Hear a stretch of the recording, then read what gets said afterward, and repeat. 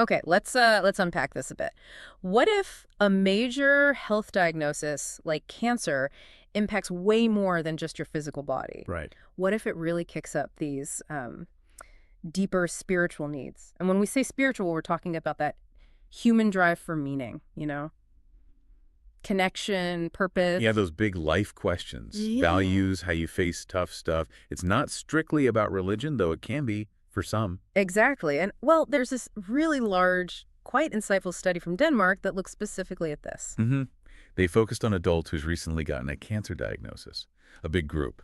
So our mission for this deep dive, really, is to get into that data and understand when these needs seem to hit hardest after a diagnosis. And what kind of needs? What specific questions are people grappling with? Right. What does the data actually show? Well, the researchers, they really put in the work, surveyed thousands of cancer patients across Denmark. Okay. And they had a big comparison group, too, people without cancer. What makes it super solid is they linked all this survey info to national health registers. Ah, so it's grounded in real health data. Okay. Very much so. So diving into that data, what really stands out? Was it like a slow burn, these needs developing over time?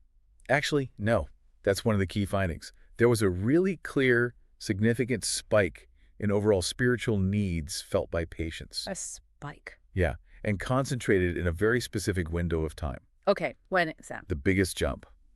Right after diagnosis. Yeah. Specifically those first 6 months. The first 6 months. Wow. Yeah. Compared to the non-cancer group, and even compared to people diagnosed much earlier, patients in that initial half year reported about an 8% higher level of overall spiritual need. So it's that initial period. That seems crucial. Absolutely. That raw shock, the uncertainty, that seems to be the main trigger. More than, say, living with cancer long term. The data points that way for this initial surge, yes. And here's something else that was really surprising, I think. What's that? The severity of the cancer diagnosis.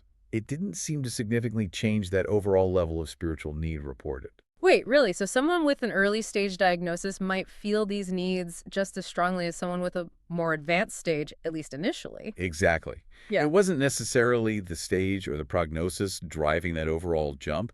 It seems to be the profound event of the diagnosis itself. hmm And just navigating that first period, coming to terms with it. That kind of challenges the assumption, doesn't it? That only the really tough diagnoses would spark this deep reflection. It does. It suggests the event forces this fundamental reevaluation, almost regardless of the immediate medical picture. Okay, that's fascinating. So we've got the when, that concentrated surge in the first 6 months, but let's dig into the what's. Right. What did these spiritual needs actually look like? Did the study break down the specific questions or concerns?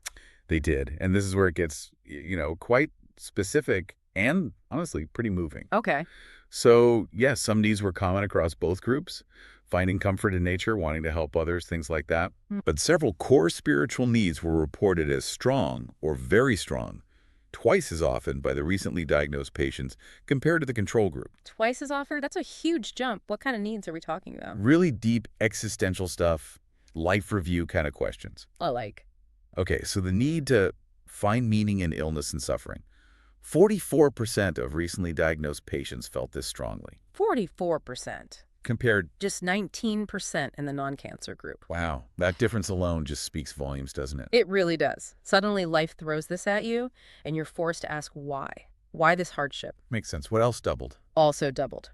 The need to talk about fears and worries. That was 33% for cancer patients versus 14% for the controls. Yeah, that's likely more than just medical fear, right? Yeah. Deeper anxiety. You'd imagine so, yeah. Fear about the future, things left undone, all of that. Okay. Then the need to clarify open aspects of life. 31% of patients felt that strongly versus 14% again. So, wanting to resolve things, unfinished business. Seems like it. Making peace, getting affairs in order maybe. That life-altering news prompts it. Right. And finally, the need to talk about the possibility of life after death was also twice as frequent, though the overall numbers were lower, 12% versus 6%. Still, double is double. Mm. So these are not minor concerns. We're talking fundamental human questions. Exactly. Finding purpose when things are tough, facing fear, tying up loose ends, facing mortality. The study really paints a picture of patients actively wrestling with these huge spiritual and existential questions, especially in that vulnerable time right after diagnosis. It really underscores that health isn't just physical, right? It's multidimensional. Medical care hits the body, but this shows this whole other landscape, psychological, spiritual, that it opens up. So, okay, let's sum this up. What does this all mean? This deep dive into the Danish study, it really shows that a cancer diagnosis does way more than affect physical health. Hmm. It significantly boosts spiritual needs, particularly in those critical first 6 months.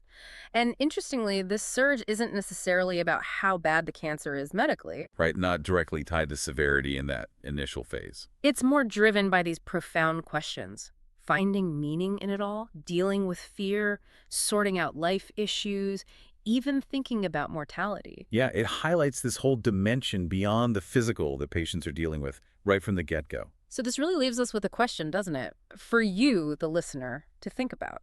Given that we now see these specific spiritual needs spiking so clearly and so early after a diagnosis, Hmm. how well are our healthcare systems, our communities, actually set up to even recognize these needs? Let alone support them, especially these particular needs we just talked about, meaning, fear, life clarification, mortality, which might need support that's different from standard medical or even psychological care. How ready are we to address that dimension, especially early on in the journey?